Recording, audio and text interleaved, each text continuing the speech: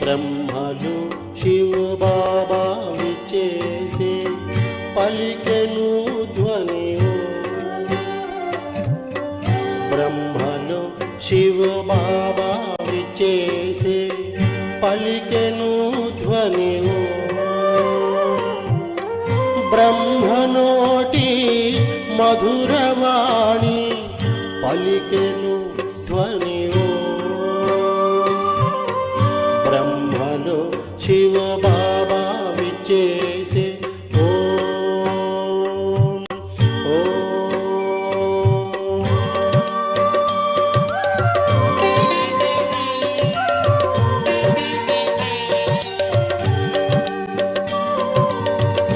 ఓమని మధుర ధ్వనితో పరివర్తన చేసే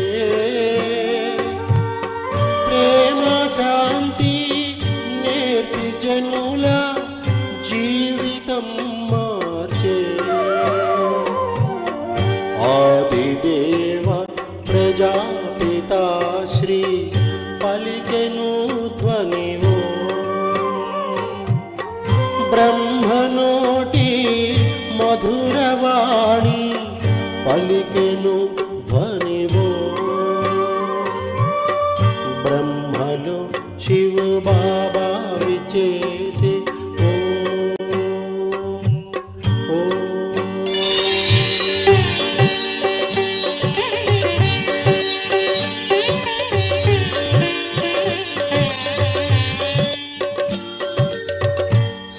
సుందరాకృతి మోహనమూర్తి జ్ఞానపు ముత్యం. దివ్యమోమున సందమామ మెరిసెటి జ్యోతి. దివ్య దర్శన దివ్యవాణి పలికెను ధ్వనివో. బ్రహ్మనోటి మధురవాణి పలికెను ధ్వనివో. బ్రహ్మలో శివ బాబా విచ్చేసే ఓం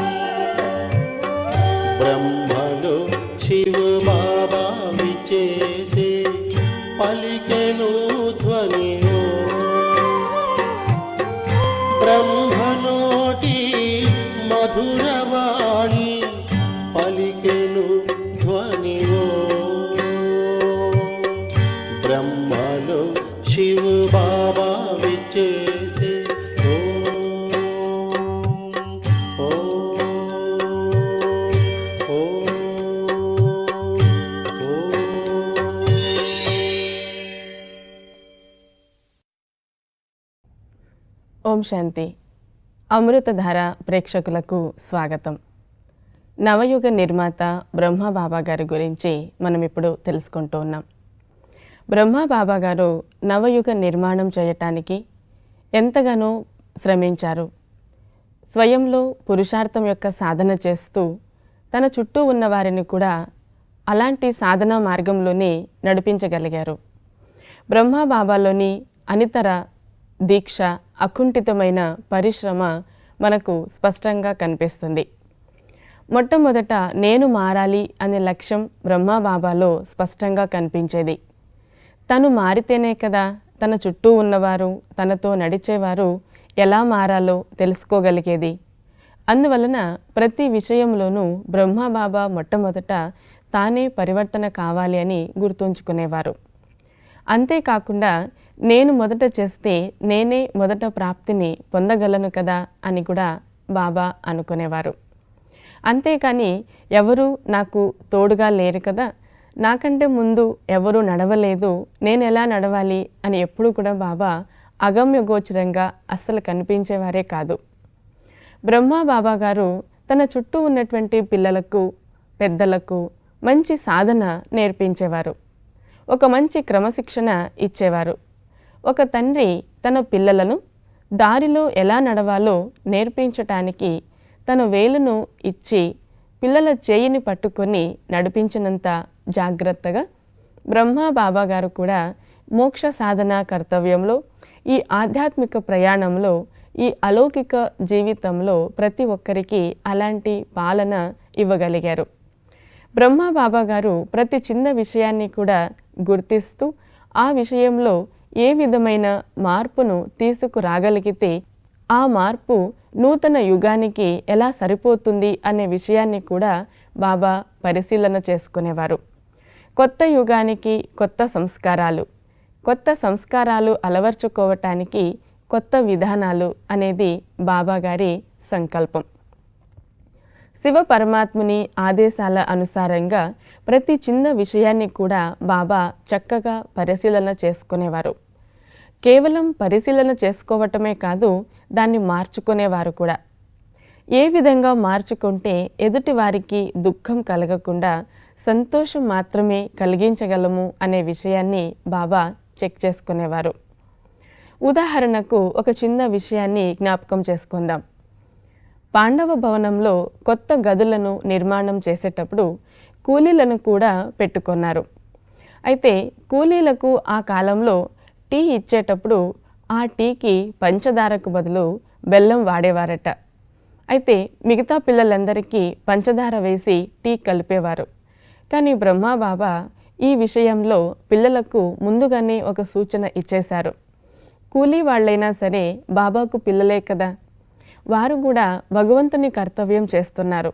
భగవంతుని కర్తవ్యం చేసేటప్పుడు ఎవరు బాధకు గురి కాకూడదు, ఎవరికి ఎటువంటి ఇబ్బంది కలగకూడదు, ఎవరి మనస్సు నొచ్చుకోకూడదు.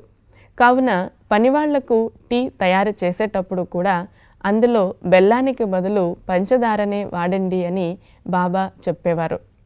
అయితే పనివాళ్ళు కూడా బ్రహ్మబాబాను తన స్వంత తండ్రిగానే భావించేవారట. మేమిక్కడ పని చేయటానికి వచ్చాము, వీరు యజమానులు, వీరు మాతో పని చేయించుకుంటున్నారు, మేము వీరికి సేవకులము అని వాళ్ళలో కలిగేదే కాదట. వాళ్ళు కూడా పిల్లలందరితో కలిసిపోయేవారు. బ్రహ్మబాబా గారు చెబుతున్న మహావాక్యాలను వింటూ వారు తమ జీవితాన్ని కూడా పరివర్తన చేసుకోవటానికి ఉత్సాహం చూపేవారు. పనివాళ్లను కూడా బ్రహ్మబాబా తనవాళ్లుగా ఎలా మార్చుకునేవారు కదా.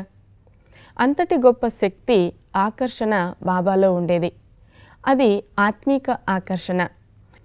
ఒక అయస్కాంతాన్ని ఒక స్థానంలో ఉంచినప్పుడు అది తన చుట్టూ ఉన్నటువంటి గుండు పిన్నులను ఎంత చక్కగా ఆకర్షించగలుగుతుంది. అలాగే బ్రహ్మబాబా గారిలో కూడా ఆత్మీయత అనే ఆకర్షణ ఉండేది.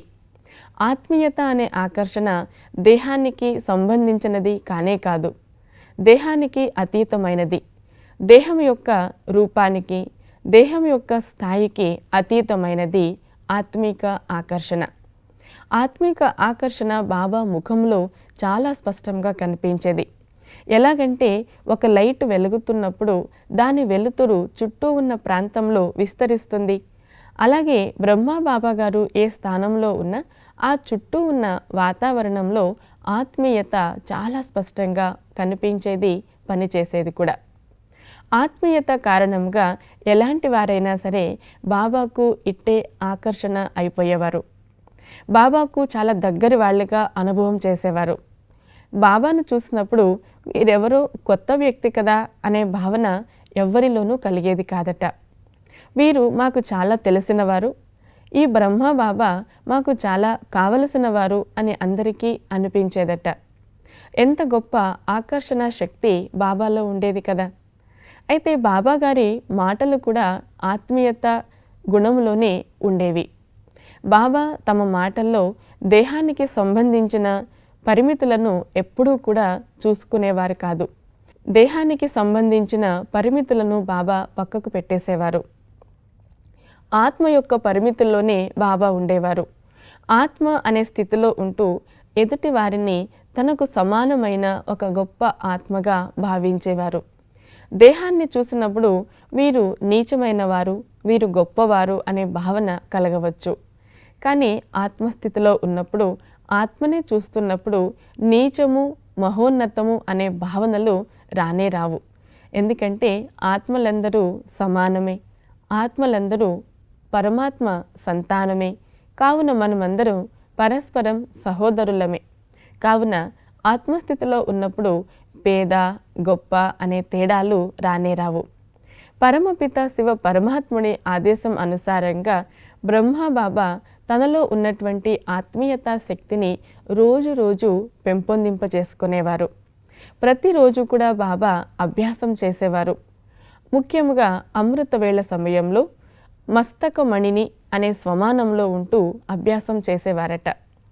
ఈ మస్తకం అనేది దేహంలోని భాగము. అయితే ఈ మస్తకముపై మెరుస్తున్న మణి అన్నది నేను ఆత్మ. మన అందరి దేహంలో ప్రకాశించే, వెలుగుతూ ఉండే చైతన్యమైన శక్తి ఆత్మ. ఆత్మ అనేటువంటి ఈ దివ్యమైన శక్తి తన స్థితిలో తాను ఉన్నప్పుడు, తనను తాను గుర్తించినప్పుడు నేను మస్తకమణిని అనే స్వమానాన్ని స్వంతం చేసుకోగలము. బ్రహ్మ బాబా గారు ముఖ్యముగా ఈ స్వమానాన్ని చక్కగా అభ్యాసం చేసేవారట. కేవలం అమృత వేళలో తపస్సు చేసే సమయంలోనే కాకుండా దినమంతటిలో నిత్య కర్మలు చేస్తున్నప్పుడు కూడా బ్రహ్మ బాబా గారు నేను ఒక మస్తకమణిని అనే అభిప్రాయంలోనే ఉండేవారు. దేహ భావనకు అతీతముగా ఉండేవారు. దేహం యొక్క పరిమితులకు అతీతముగా ఉండేవారు. బాబా అనంతమైన స్థితిలో ఉండేవారు. బేహద్దు వైరాగ్యాన్ని కలిగి ఉండేవారు. వైరాగ్యానికి ఆత్మస్థితిని అభ్యాసం చేయటం కూడా ముఖ్యమైన కారణం. ఈ ప్రపంచంలోని ఏది తనతో రాదు అని తెలుసుకున్నప్పుడు వైరాగ్యం కలుగుతుంది. అయితే తనను తాను ఒక దేహంగా భావించినప్పుడు చుట్టూ ఉన్న వస్తువులు, మన చుట్టూ ఉన్న వ్యక్తులు కూడా నా స్వంతమే అనిపిస్తుంది. నా స్వంతం అనుకున్నప్పుడు వాటిని మనం వదులుకోలేము కదా. అంటే వైరాగ్య భావన రానే రాదు. అయితే అలౌకిక జీవనంలో ముందుకు వెళ్ళాలి అంటే వైరాగ్యమే మనకు దారి చూపిస్తుంది. దీన్ని దారి దీపముగా భావించవచ్చు. వైరాగ్యం అనే దారి దీపము తోడు ఉంటే దారి ఏ విధంగా ఉన్నా, ఎంత సంక్లిష్టంగా ఉన్నా మనం చక్కగా అడుగులు ముందుకు వేస్తూ చకచక ముందుకు వెళ్ళిపోవచ్చు.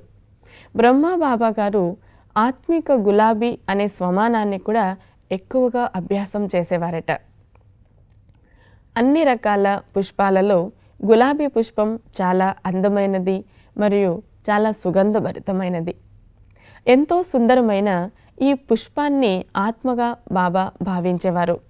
నేను ఆత్మను కూడా అలాంటి గులాబీ పుష్పాన్నే అని తెలుసుకునేవారు.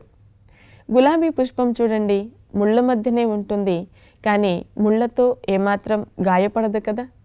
అలాగే బ్రహ్మ బాబా గారు కూడా ఆత్మిక గులాబీ అనే స్వమానాన్ని అభ్యాసం చేస్తూ తన చుట్టూ ఉన్నటువంటి భిన్న సంస్కారాల వ్యక్తులతోనూ, అనేక రకాల మనస్తత్వాలు కలిగిన వ్యక్తులతోనూ చాలా చక్కగా ఏమాత్రం గాయపడకుండా, వారిని కూడా ఏమాత్రం ఇబ్బందికి గురి చేయకుండా బాబా వ్యవహరించగలిగేవారు.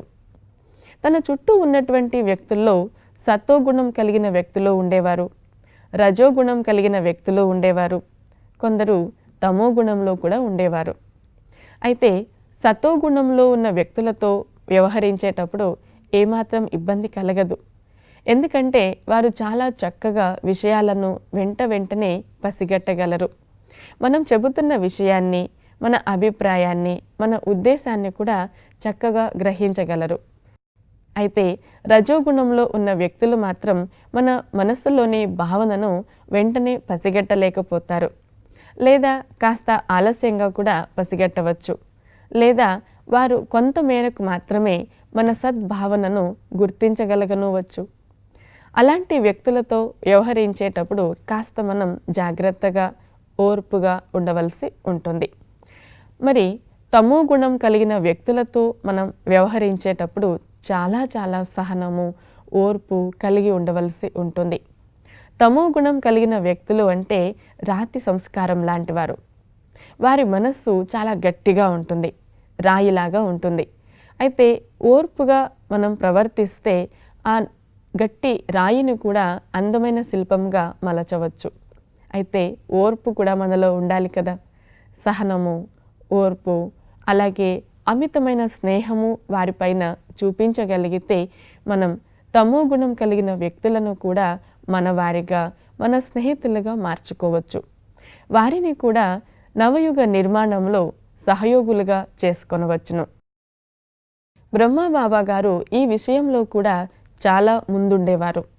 ఒకసారి బ్రహ్మబాబా గారి వచనాలు ఏమాత్రం ఇష్టం లేని కొంతమంది వ్యక్తులు తమో గుణం కలిగిన మరొక వ్యక్తిని సహాయం తీసుకున్నారు. ఆ వ్యక్తికి బ్రహ్మబాబా గారి గురించి చాలా చెడ్డగా చెప్పారట.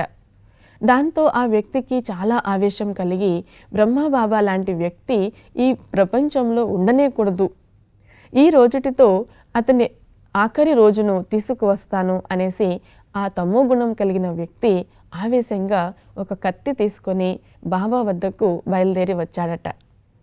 ఆ వ్యక్తి హావభావాలు చూసిన వెంటనే బాబా గది ముందు ఉన్నటువంటి బ్రహ్మవత్సలందరూ ఆ విషయాన్ని గ్రహించగలిగారు. ఈ వ్యక్తి మన బాబాకు ఏదో కీడు తలపెట్టడానికే వచ్చారు అన్న విషయాన్ని తెలుసుకొని అతన్ని గదిలోకి వెళ్ళనివ్వకుండా అక్కడే ఆపేశారు. కానీ అతను చాలా ఆవేశంలో ఉన్నాడు. అందువలన ఇప్పుడే నేను బ్రహ్మబాబాతో కలవాలి అని మొండిగా పట్టుబట్టాడు. చేసేదేమీ లేక నెమ్మదిగా బ్రహ్మవత్సలు లోపలికెళ్ళి బ్రహ్మబాబాకు ఈ విషయాన్ని తెలియజేశారు. కానీ బ్రహ్మబాబా గారు చిరు దరహాసంతో ఆ బిడ్డ నన్ను కలవటానికే వచ్చాడు, ఆ బిడ్డను లోపలికి పంపండి అని చెప్పారట. బ్రహ్మవత్సలకు చాలా భయము కలిగింది, చాలా ఆశ్చర్యము కలిగింది. ఇలాంటి వ్యక్తి అంటే తనకు కీడు కలిగించటానికి ఒక వ్యక్తి వచ్చారు అని తెలుసుకొని కూడా బ్రహ్మబాబా గారు ఆ వ్యక్తిని గురించి బిడ్డ అని ఎలా సంబోధించగలుగుతున్నారు? బ్రహ్మబాబా గారు ఎందుకు ఈ విషయాన్ని గుర్తించలేక ఆ వ్యక్తిని లోపలికి రమ్మంటున్నారు? చూద్దాము. శివబాబా ఉన్నారు కదా, పరమాత్మ శివుడు ఏదైనా అద్భుతం చేస్తారు అనే నిశ్చయంతో ఆ వ్యక్తిని బ్రహ్మబాబా గారి గదిలోకి పంపారట. ఆ వ్యక్తి ఒక్క క్షణంలోనే తన పని ముగించుకొని వెళ్ళిపోవాలి అనుకున్నాడు. కానీ బ్రహ్మబాబా గదిలోకి ప్రవేశించిన వెంటనే బాబాను చూస్తూ బాబా ముఖారవిందాన్ని కళ్ళు ఆర్పకుండా చూడటం మొదలుపెట్టాడు. ఎంతసేపైనా అలాగే బాబాను చూస్తూనే ఉన్నారట. బాబాలో అతనికి తనకు చాలా ఇష్టమైన గురువు కనిపించాడు. తనకు ప్రియమైన గురువు తన కళ్ళ ఎదుట సాక్షాత్కరించేటప్పటికీ అతనికి చాలా ఆశ్చర్యం కలిగింది. తను ఏ సంకల్పముతో ఆ వ్యక్తి వద్దకు వచ్చాడో దాన్ని గుర్తు చేసుకుని ధారగా కంట నీరు పెట్టడం ప్రారంభించాడు. ఏకధాటిగా ఏడుస్తూ ఉన్న ఆ వ్యక్తిని బాబా చాలా ప్రేమతో, రా బిడ్డ, నన్ను కలవటానికే వచ్చావు కదా, రా నా దగ్గరగా కూర్చో అని పిలిచారు. ఆ మాట విన్న వెంటనే అతనిలో దుఃఖం కట్టలు తెంచుకుంది, పశ్చాత్తాపం కలిగింది. నా ప్రియమైన గురువును, నా నిజమైన తండ్రిని, నా ఇష్ట దైవానికి కీడు తలపెట్టటానిక నేను వచ్చాను? ఈ విషయాన్ని బాబా వద్ద చెప్పేసి నా తప్పును ఒప్పుకుంటే గాని నా పాపానికి పరిహారం లేదు అని అతనికి అనిపించింది. తను తీసుకువచ్చిన కత్తిని బాబా పాదాల వద్ద ఉంచి బోరున ఏడవటం మొదలుపెట్టాడు. బాబా అతని తల నిమిరి అతన్ని తన ఒడిలోకి తీసుకుని ప్రేమగా లాలించి అతనికి ప్రసాదం కూడా తినిపించి పంపించారు. చూసారా, బాబాలో ఎంత గొప్ప ఆకర్షణ ఉండేది. అది ఆత్మీయ ఆకర్షణ. నిజానికి బాబా దేహపరమైన ఏ విధమైన వస్తువులను కూడా తన ఆకర్షణ కోసం, తన అందాన్ని ఇనుమడింపజేసుకోవడం కోసం ఉపయోగించేవారు కాదు. కనీసం బ్రహ్మబాబా ఉంగరాన్ని కూడా ధరించేవారు కాదట. చాలామంది వ్యక్తులు ఈ విషయాన్ని బాబాతో అడిగారు, బాబా మీరు ఇంత గొప్ప వజ్రాల వ్యాపారిగా ఉండేవారు, ఎంతో గొప్ప కోటీశ్వరుడయ్యారు, అయినప్పటికీ ఒక్క ఉంగరాన్ని కూడా ధరించలేదేమి అని అడిగేవారట. దానికి బ్రహ్మబాబా ఏం చెప్పేవారో తెలుసా? బిడ్డ, ఒక ఉంగరం ఉంటే ఒకటే వేసుకుంటారు, 4 ఉంటే 4 వేసుకుంటారు, 10 ఉంటే 10 వేళ్లకు ధరిస్తారు. మరి ఈ బ్రహ్మబాబా ఎన్ని ఉంగరాలు ధరించాలి అని అడిగేవారట. ఈ దేహానికి ఎటువంటి ఆభరణాలు అందం కోసం అవసరం లేదు అనే విషయాన్ని బాబా ఎంతో చమత్కారంగా మరియు ఎంతో సున్నితంగా తెలియజేసేవారు. బాబా గారి మాటలు ఇలాగా ఆకర్షణ కలిగించేవి. ఎవరికైనా సరే బాబాను చూసినప్పుడు ఇతని వద్ద కాసేపు మనం కూర్చుంటే బాగుండును, వీరు మనల్ని తనతో తీసుకువెళితే బాగుండును, ఈ వ్యక్తితో ఏ విధంగానైనా సంబంధాన్ని ఏర్పరచుకుంటే బాగుండును కదా అని అనుకునేవారట. ఈ అభిప్రాయం అలౌకిక జీవితం గడుపుతున్న వ్యక్తులకే కాకుండా లౌకికంలో, ప్రపంచంలో ఉన్నటువంటి వ్యక్తులకు కూడా కలిగేది. బ్రహ్మ బాబా గారి దివ్యమైన సంస్కారాలకు ఇది ఒక గుర్తు. దివ్యత అన్నది బ్రహ్మ బాబా గారి ముఖములోనూ వర్చస్సు రూపంలో కనిపించేది. వారి మాటల్లో అయస్కాంత ఆకర్షణ శక్తిలాగా కనిపించేది. వారి కర్మలు అందరినీ కూడా కట్టిపడేసేవి. బ్రహ్మ బాబా గారిలాగా మనం కూడా నడుచుకోవాలి అని ప్రయత్నం చేసేవారు. ఎంత కష్టమైనా సరే బాబాను అనుసరించాలి అనే భావన అందరిలో కలిగేది. ప్రతిరోజు ఉదయం సత్సంగం పూర్తయిన తరువాత బ్రహ్మ వత్సలందరినీ తోడు పెట్టుకుని బ్రహ్మ బాబా గారు కొండలపైన విహారానికి వెళ్ళేవారు. ఉదయం పూట వెళుతున్న ఆ వాకింగ్లో వృద్ధులు ఉండేవారు, చిన్న చిన్న పిల్లలు కూడా ఉండేవారు. అయితే చిన్నపిల్లలు ఎంతో ఉత్సాహంగా పరుగులు పెడుతూ బాబా వెంట నడుస్తూ ఉంటే వృద్ధులు మాత్రం కొండ ఎక్కేటప్పుడు కాస్త ఇబ్బంది పడేవారు. వారికి కాస్త అలసట కలిగేది. అయినప్పటికీ నిలబడిపోయేవారు మాత్రం కాదు. బ్రహ్మ బాబా గారు ఎంత చక్కగా నడుస్తున్నారు, వారితో సమానంగా మనం కూడా నడవాలి, మనం కూడా కొండ ఎక్కాలి, మనం ఏమాత్రం వెనుక నిలబడి ఉండకూడదు అని వారికి అనిపించేది.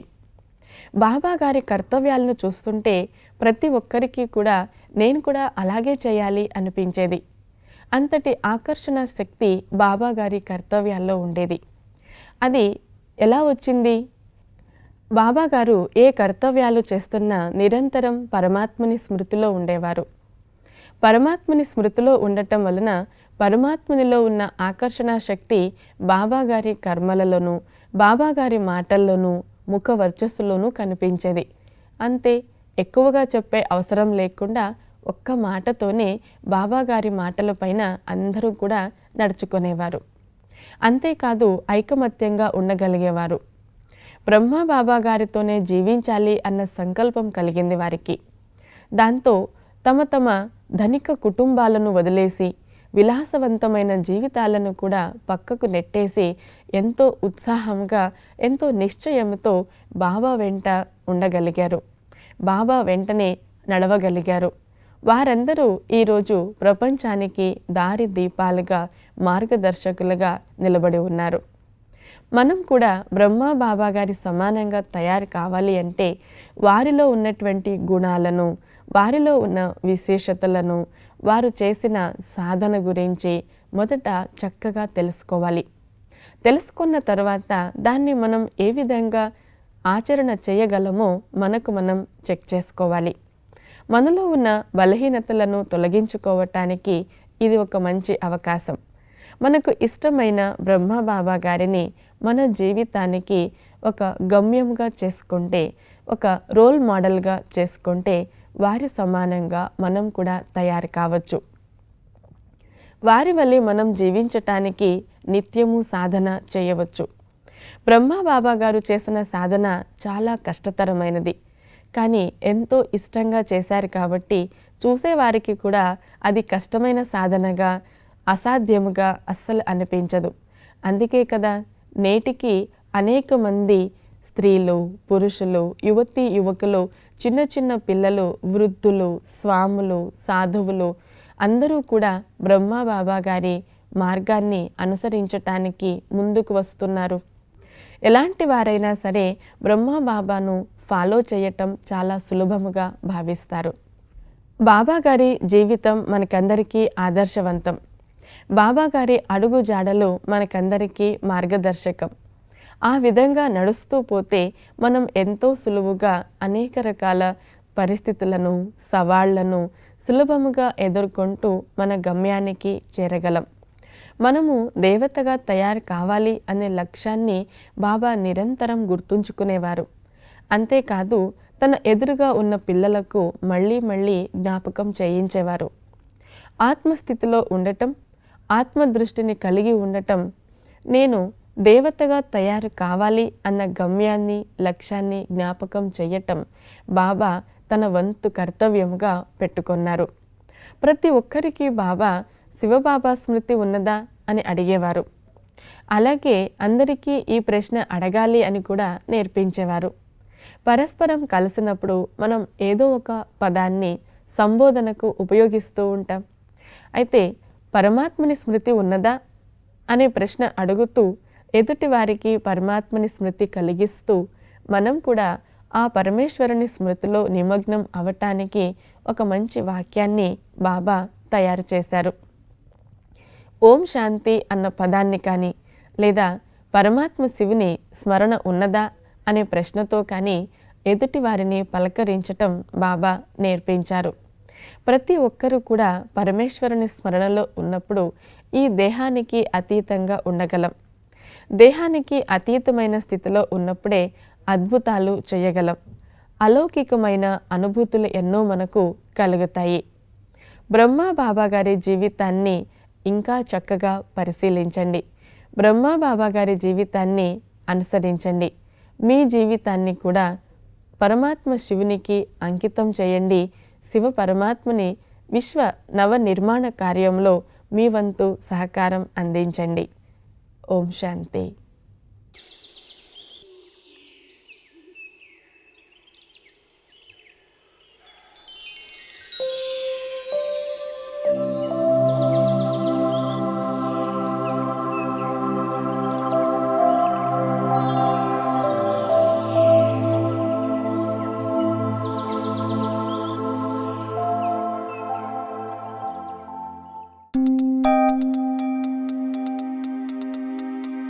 you